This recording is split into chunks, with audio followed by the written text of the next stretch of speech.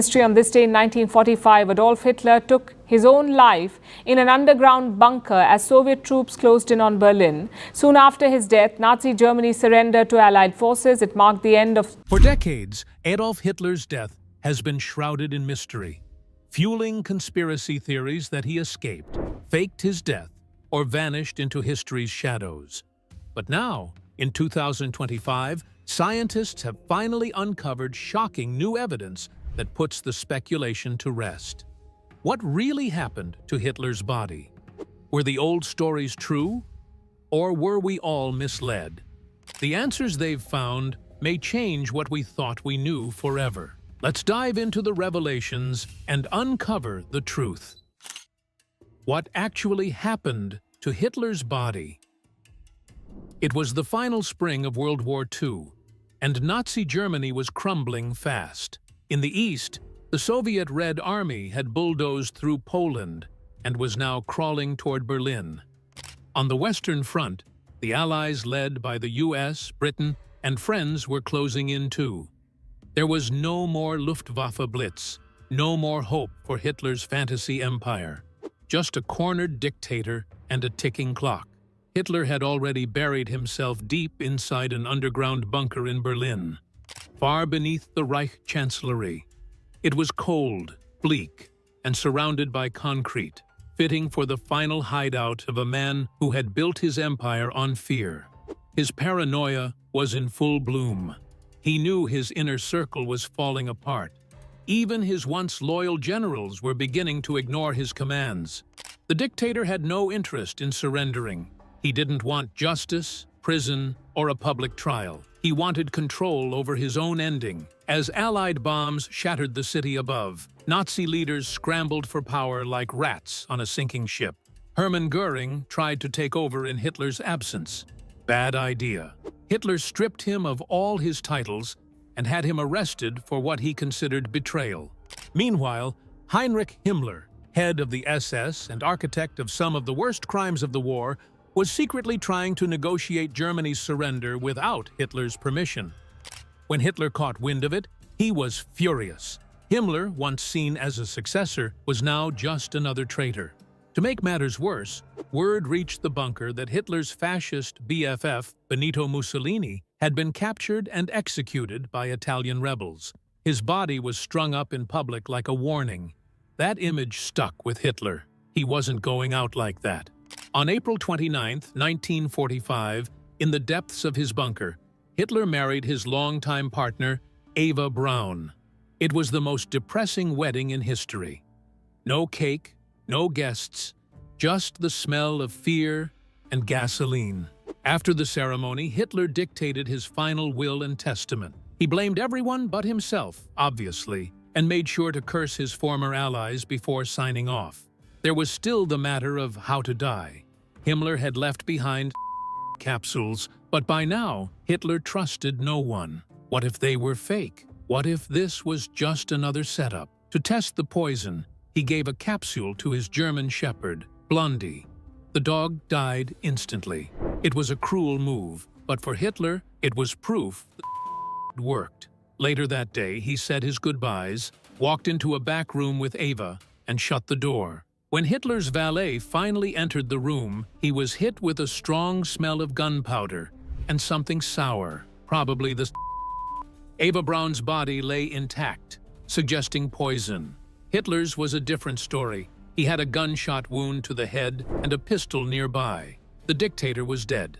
So was his wife. But if that sounds like the end of the story, it wasn't, because the real drama was just beginning.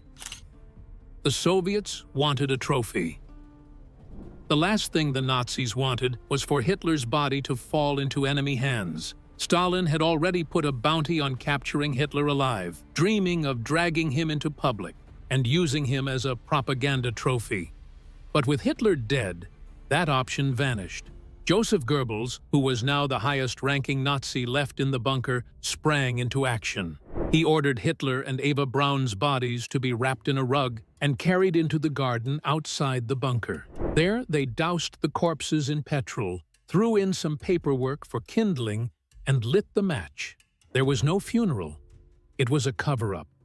Goebbels wanted to erase the evidence, erase the man, and leave the Allies with nothing but ashes. By the time Soviet troops reached the bunker, all they found was a charred mess. Still, they collected whatever scraps they could: skulls, teeth, bone fragments, anything that might match Hitler. I think most people know this story and who have studied the subject know that Adolf Hitler didn't kill himself in a bunker in Berlin as the Red Army closed. Stalin, ever the master of paranoia himself, didn't believe the reports. He was convinced Hitler had escaped. Maybe to Argentina, maybe to Spain, maybe to the moon, for all he knew. He ordered total secrecy around the body. The Soviets held on to the remains and launched a quiet investigation. Eventually, Soviet dental records seemed to confirm the body was Hitler's, thanks to his awful teeth and his dentist's detailed notes. But for decades, the USSR kept the truth locked away, feeding Cold War conspiracies that Hitler might still be alive somewhere, sipping coffee in a jungle compound. When the Soviets finally took over Berlin, they didn't find a dictator ready to surrender. They found a burned patch of dirt. Joseph Stalin wasn't happy. News of Hitler's death had already spread, and it triggered a chain reaction. German troops started surrendering in large numbers. Millions of soldiers gave up, thinking the war was officially over now that their leader was gone. But Stalin wasn't convinced. It felt too neat, too easy.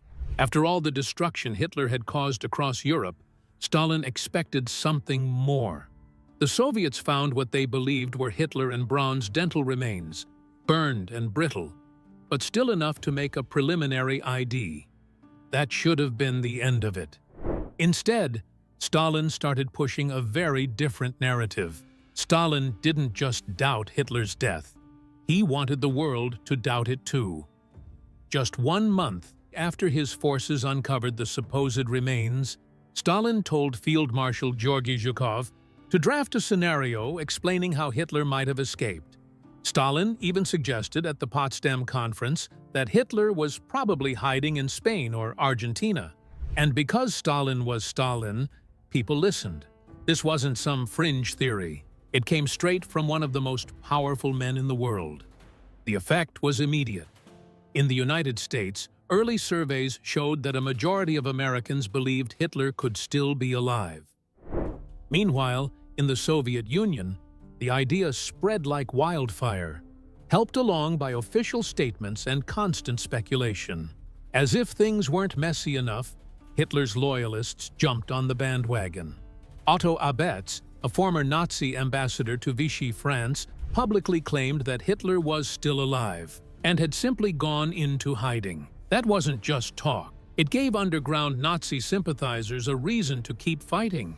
If Hitler hadn't died, then the war wasn't really over. That logic fueled a small but dangerous resistance movement. Some believed they could regroup. Some refused to accept defeat.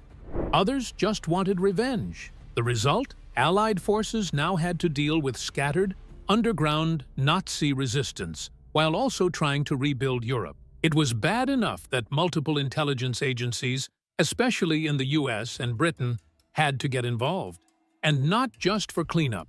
They had to track down every possible lead about Hitler's whereabouts, just in case Stalin was right.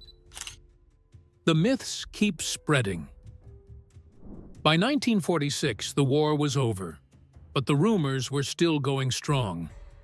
The Soviets kept pushing the theory that Hitler had survived. Whether they genuinely believed it or not didn't matter. It served their goals. As long as the West was distracted or uncertain, it worked in the Soviet Union's favor. But not everyone was ready to buy into the idea. British counterintelligence in Berlin decided it was time to put the rumors to rest. They launched a full investigation into whether Hitler had actually escaped. After months of research, interviews, and document reviews, the answer was clear. There was no real evidence that Hitler had survived. The British filed an official report, concluding that the world's desire to invent legends was stronger than the need for the truth. But the truth didn't matter much in the face of a good story. Even with this official investigation, nearly half of Americans still believed Hitler might be alive. And just when it seemed like the rumors would settle down, something strange made things worse. Only a year after the war, Americans across the country started receiving letters. The sender, someone calling himself Furrier Number 1, a not-so-subtle twist on Führer. He didn't just claim to be Hitler. He said he was living in Kentucky under a new identity, and Eva Braun was with him. Not only that, but according to the letters, the war wasn't over. This so-called Hitler claimed he was building tunnels under Washington, D.C., arming secret Nazi sleeper cells, and preparing to launch nuclear weapons. He even claimed to have invisible spaceships ready to carry the Nazis to space and start a new regime. Of course, none of it was true. The man behind the letters turned out to be a minor and Baptist preacher. He scammed people out of $15,000 before he was arrested for mail fraud. It should have ended there, but the conspiracy wasn't done evolving. In 1948, a man named Arthur F. Mackensen took things to a whole new level. He wasn't a top-ranking Nazi official, just a self-proclaimed lieutenant in the German military. But that didn't stop him from telling the press that he had been part of a secret escape mission. According to Mackensen, Hitler, Eva Braun, and Martin Bormann faked their deaths and fled Berlin on May 5th, 5 days after the bunkers. The group supposedly escaped in tanks, made it to Denmark, and then boarded a submarine that carried them to Argentina. But none of this held up. There were no records of such an escape. There were no flight paths, no witnesses, no trace of any of them reaching Denmark. In fact, historians couldn't even find a real Arthur F. Mackensen in German military files.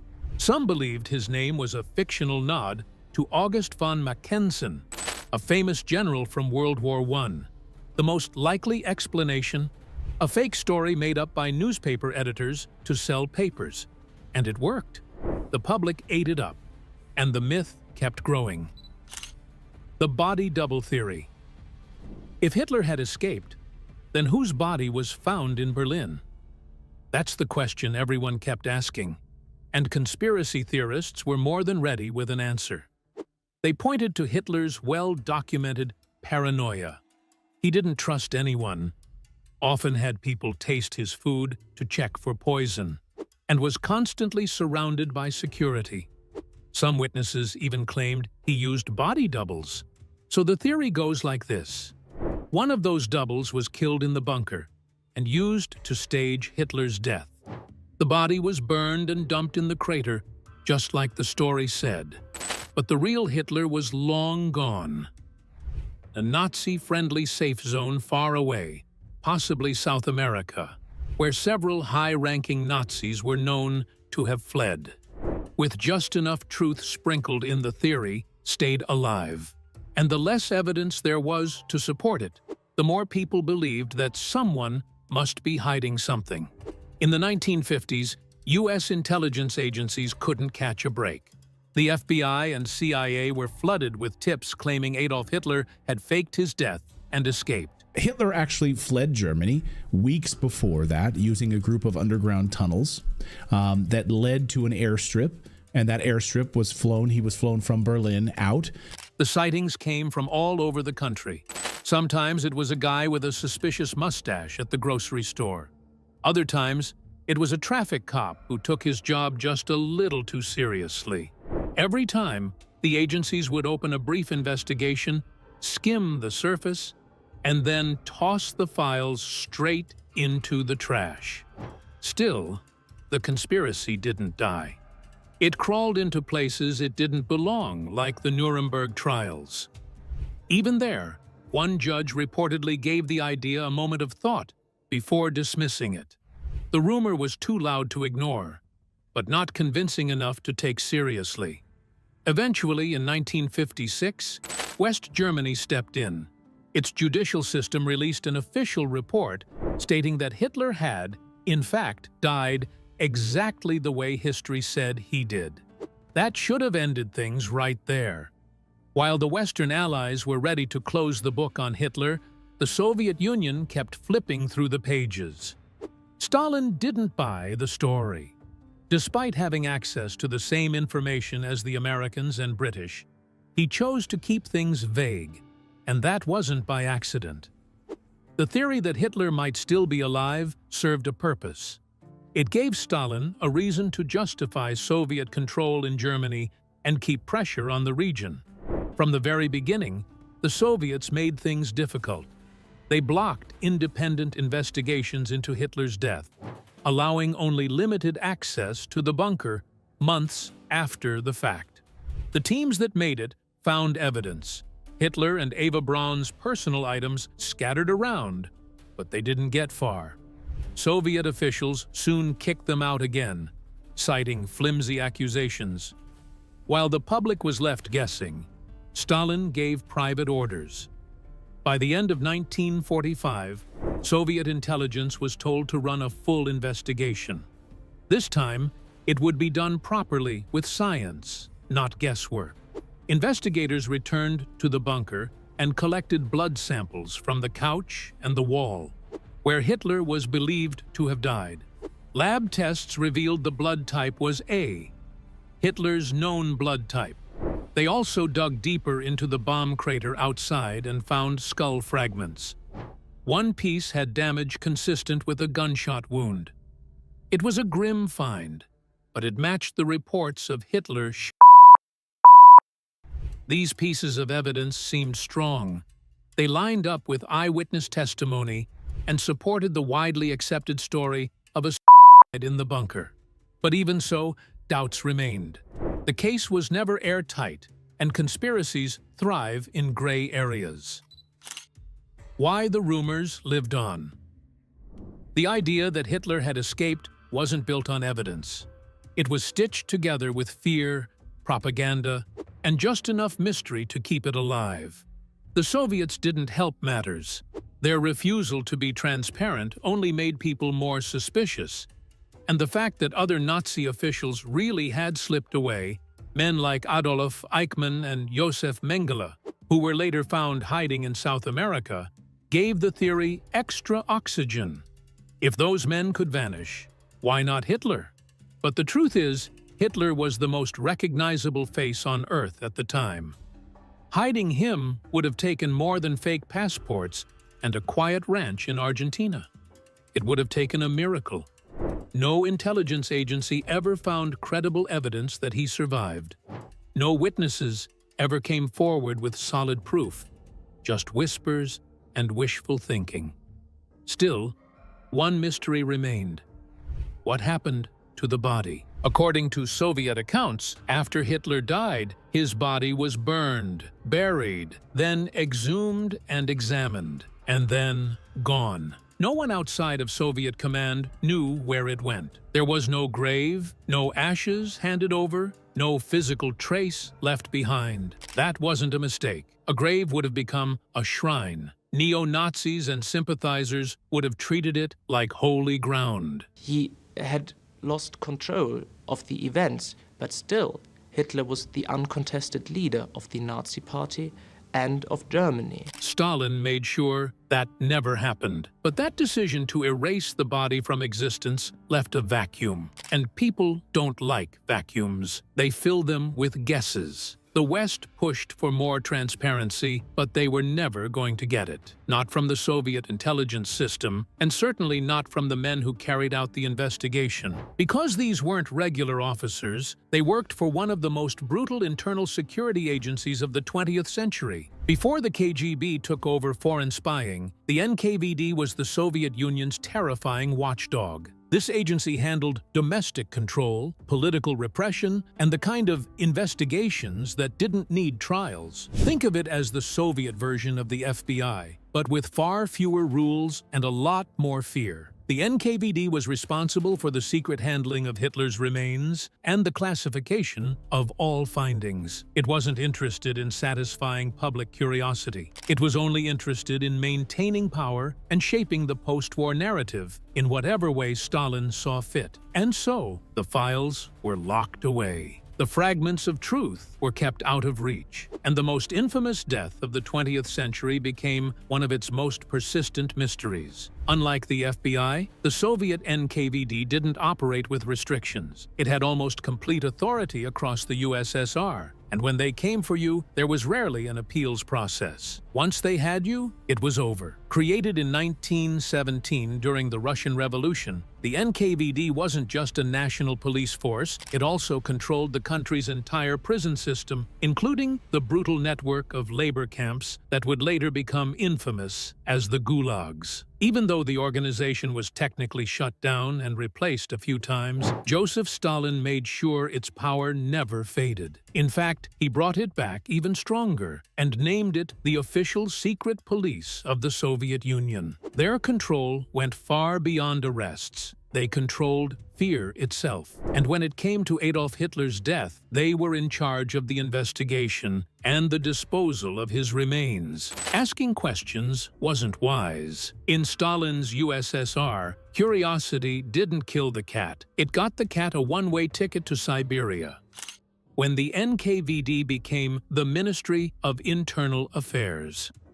As the investigation into Hitler's death escalated, the NKVD quietly transformed into the Ministry of Internal Affairs. But don't let the new name fool you. This was still the same terrifying machinery, just with a different label. Around this time, Stalin's repression of his own people hit new levels. The Soviet Union was locking down information, controlling public memory, and burying history, sometimes literally. That included the physical evidence tied to Hitler's final days. His remains, along with Eva Braun's, were left uncatalogued and dumped deep into the Russian state archives. These archives weren't just dusty filing cabinets. They held documents stretching back to pre-Soviet Russia, the peak of the Tsarist Empire, and every chaotic moment in between. When the USSR collapsed in the early 1990s, those archives were still sealed tight. For decades, no one outside the highest ranks of Soviet power had access. And during the collapse, with economic disasters and political shifts, no one was thinking about Hitler's bones. That all changed in 1993. In the middle of post-Soviet chaos, someone digging through the archives stumbled upon bone fragments that had been used to identify Hitler and Eva Braun.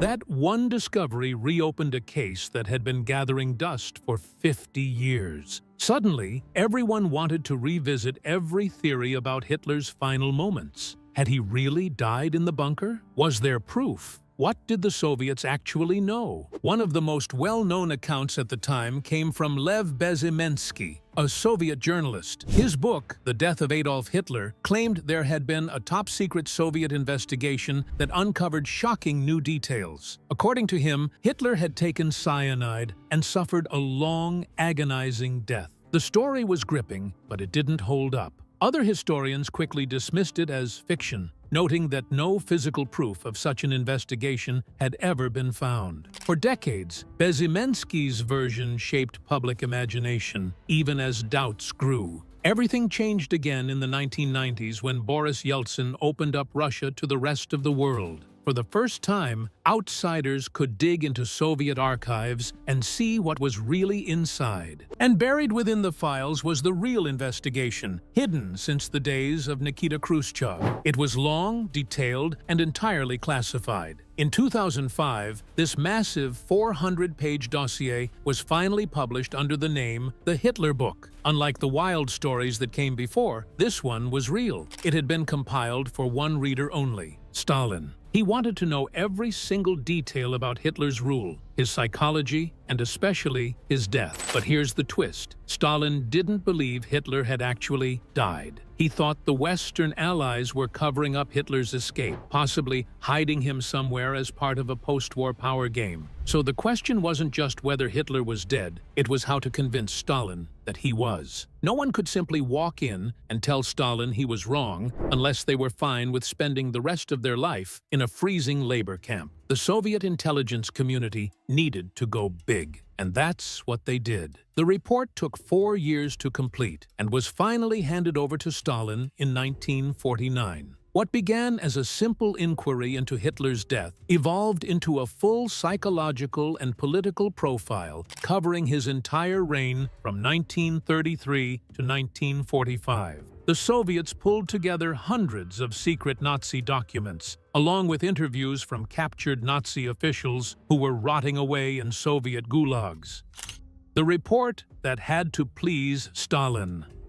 The official Soviet report on Hitler's death was never meant to tell the full truth. It was written for a single, very dangerous reader, Joseph Stalin. And Stalin wasn't just any reader. If he didn't like what you wrote, you weren't going to get a bad review. You were going to disappear. So the writers played it safe. Key political facts were simply left out. The early pact between Stalin and Hitler? Gone. The Soviet Union's own record of anti-Semitism? Not mentioned. The document carefully avoided anything that might cast the Soviet regime in a bad light, even if it meant distorting the historical record. Even the sources they used were questionable. Many of the interviews with captured Nazi officials were done under torture. So, while the answers may have sounded convincing on paper, they couldn't exactly be trusted. Worst of all, the report didn't do the one thing it was supposed to prove, that Hitler was dead. Because the official story had holes, conspiracy theories started flooding in. People were willing to believe anything. And tabloids like the Weekly World News didn't help. They ran stories claiming Hitler had survived and was living in Florida with Elvis. Obviously fake, but somehow still believable to some. In 1990, things took an even weirder turn. A British TV network actually produced a sitcom called Heil Honey, I'm Home. Heil Honey, I'm home!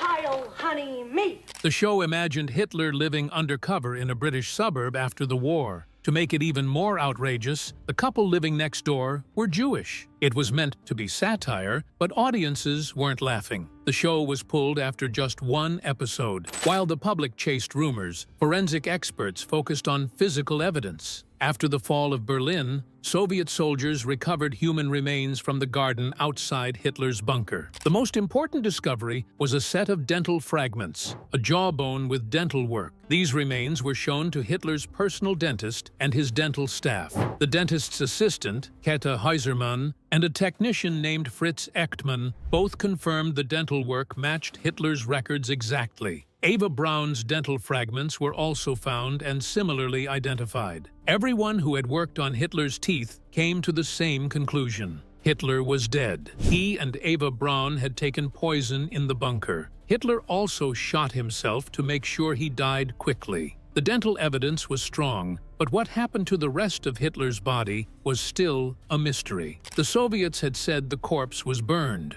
but it was burned in the open, not in a crematorium. That meant the body would have been badly damaged, but not completely gone. There would still be remains, something physical left behind. For decades, there were no clear answers. Then, in 2009, a surprising piece of information came out. Russian General Vasily Christoforov, the head of the archives at the Russian Federal Security Service, revealed that Hitler's full body had actually been in Soviet custody for years. According to him, the KGB kept the remains locked away all through Stalin's rule and well into the 1980s. When Yuri Andropov took power, he ordered the body to be completely destroyed. The KGB burned what was left to ashes and dumped them in a German river. The goal was simple: make sure neo-Nazis never had a place to worship Hitler's remains.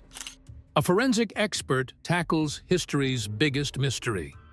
Philippe Charlier had already made a name for himself by studying the remains of famous historical figures. He worked on the bones of kings like Richard the Lionheart and Louis XIX, and even exposed several relics linked to Joan of Arc as fakes. So when he got the chance to investigate what many consider the greatest mystery of the 20th century, what really happened to Hitler's body, he jumped at it. This investigation stretched well into 2017, more than 70 years after Hitler supposedly died. Charlier's work wasn't about chasing wild conspiracy theories. Using modern forensic science, he carefully examined the teeth fragments attributed to Hitler. He also reviewed documents from earlier experts and people who had worked directly on Hitler's dental care. Every test confirmed the same conclusion. The fragments belonged to Hitler, who died in 1945 and was buried in a shallow grave just outside his Berlin bunker. Even if Hitler had somehow escaped, he would be well over 130 years old by now, long dead either way. Neo-Nazis still exist today, but most have moved on to new leaders and causes. The Soviet Union, which had tightly controlled the story about Hitler's death for decades, collapsed in the 1990s, and with it, much of the political motivation to spread alternate versions of the story faded. Still, why do these conspiracy theories keep coming back? Some came from die-hard Nazis who refused to accept that their leader died a coward's death in a bunker. Others came from Soviet loyalists who wanted to claim Hitler didn't escape but had been punished. But the biggest reason is simpler. It makes for a better story. If Hitler's story ended in 1945, there wouldn't be much left to say beyond the post-mortem. But by imagining that he survived and escaped, a new, exciting narrative emerges. This fictional second act keeps people interested. And one major TV network took full advantage of that. The History Channel, a network known for documentaries, launched a show called Hunting Hitler. It claimed to explore whether Hitler had escaped Berlin at the end of the war. The problem? The official FBI documents they used as sources already concluded Hitler died in the bunker. But the show ignored that and stretched the story across 3 seasons and a 2-hour special. Most of the evidence presented was circumstantial. The show explored possible escape routes and potential hiding places, but never produced any solid proof that Hitler actually used them. Still, it fed the public's appetite for the mysterious and sensational. The persistence of these theories also comes down to who Hitler was. Unlike Kaiser Wilhelm II, the German leader during World War I, Hitler was a larger-than-life villain. His obsession with racial purity and plans to conquer Europe made him one of history's most notorious figures. Even his own generals hated him so much they tried to assassinate him. Hitler became a real-life supervillain in the eyes of the world. And like all supervillains, people find it hard to believe he died so simply. The idea that he survived, hid away, and might return like a comic book villain is much easier to imagine than the truth of his final hours in that cramped bunker. Even with all the evidence and expert analysis, the mystery around Hitler's death still sparks curiosity and debate. Why do you think these conspiracy theories continue to capture people's attention after all this time? Let us know your thoughts in the comments.